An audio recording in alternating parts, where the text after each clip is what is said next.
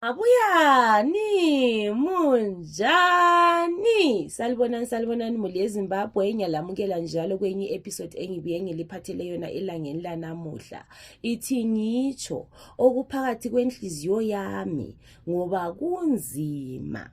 Linjani sisi, bengicela lingipostele indaba yami. Ngileminyaka engu-25, ibizo lami alilandaba. Ngidinga usizo. Thina sakhulela ekhaya up to sengile 18 years. Sazalwa singo-3, mina ngiyi-first born, ngilandelwa ngabantu bami abango-2, umfana lenkazana. Ubaba lo mama wami bayaphila. Yibo i-reason ngibhala le confession.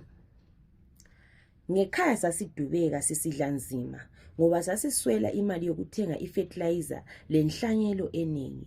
Isivuno sethu sasizwisa usizi. Kwezinye izikhathi umumbo wawuphela usesemanzi sisidla ngoba yikho okuyabe kukhona. Ngendaba yokuswela ngakhomba ngisithi mhlawumbe ngingaphepha ekudubekeni.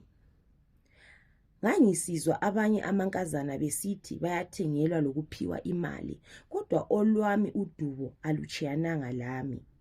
Ngamithiswa ngumfana ngile 16 years. Abazali bami batshinga bathi ngiye komfana, bahamba komfana wami lami.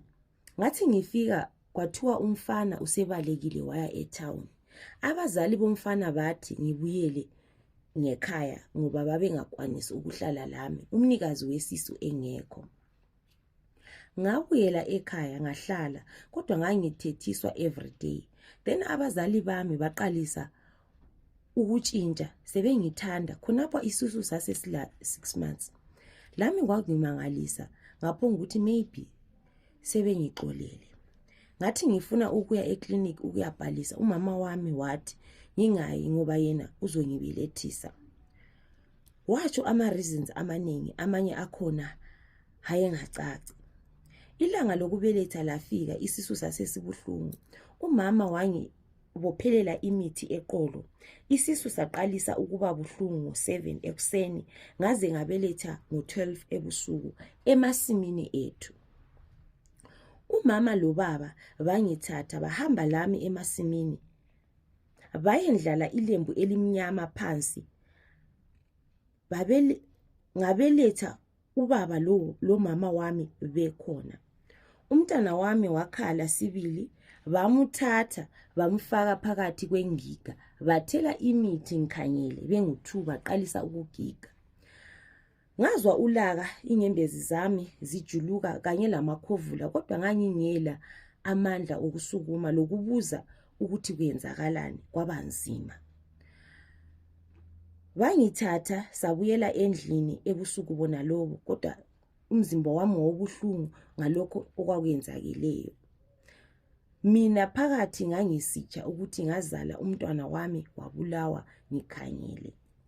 After months sathutha ekhaya saqalisa ukuhlala etown. Indlu le esihlala kuyo inkulu njalo inhle. Okwamanje angikayendi, angizake ngakhonjiswa, ngiphuma i-discharge enuka phu, ngiphila ngokuspraya ama-perfume lama-body mist ale strong smell.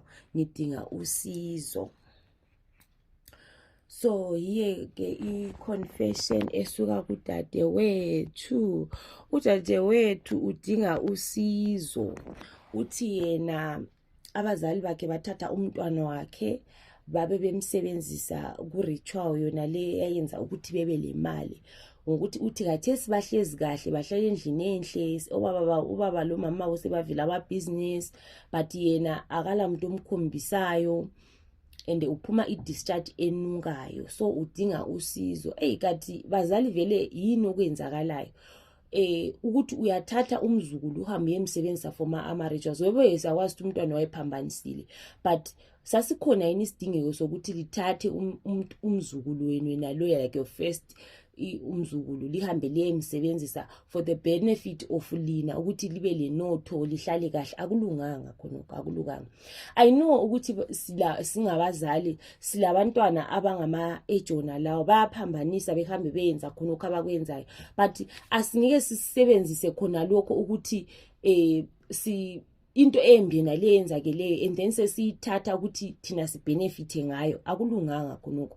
Umntwana ufanele ezalwe egcinwe njengakugcinela elakwenzayo umntwana yena lo usisi yena lo dadewethu. La lifanele ukuthi umntwana yena lo la limthathe limgcine. Ayikhona ukuthi njengoba umntwana lo ebuye unwanted pregnancy, let's just use that ukuthi lathi impilo yethu iphakame. Akulunganga khonokho. In this world esiphila kiyo kuyatholakala kuyayenzakala. But liyabeliziswa abantwana ubuhlungu ngokuthi kathesi impilo yomntwana akasela confidence. Khangelani kathesi mayise hamba obviously mawuhamba ukwazi ukuthi uphuma i-discharge enuka, you won't feel confident mawusebantwini noma ukusebenza noma just moving around nje shop uyaswela that confidence ofanele ube layo. Just because uyabukwazi ukuthi deep down there akumanga kahle angithi. So kathesi umntwana sedinga usizo bona they are busy enjoying imali, but imali yona le yabuya ngendlela engayisiyo. Akulunganga abazali. So to all the parents out there abalama labantwana age yona le, asekeleni ukusebenzisa abazukulu at our best advantages. Asekeleni ukusebenzisa abazukulu. Let's just learn ukuthi solve ama situations ona lawo ukudubeka somehow. Kuyaphuma ke indlela yokuthi nje izinto ziyenzakale, like abantu siphile sibe kube kahle, not ukuthi sicabange izinto zokuphuma edubeni, like ekudubekeni ngendlela ezinjalo. Azilunganga indlela zona lezo. Please comment, like and share. Ngiyabonga ngokulalela i-episode engibiyelayo elangenda namuhla. Ndabonga.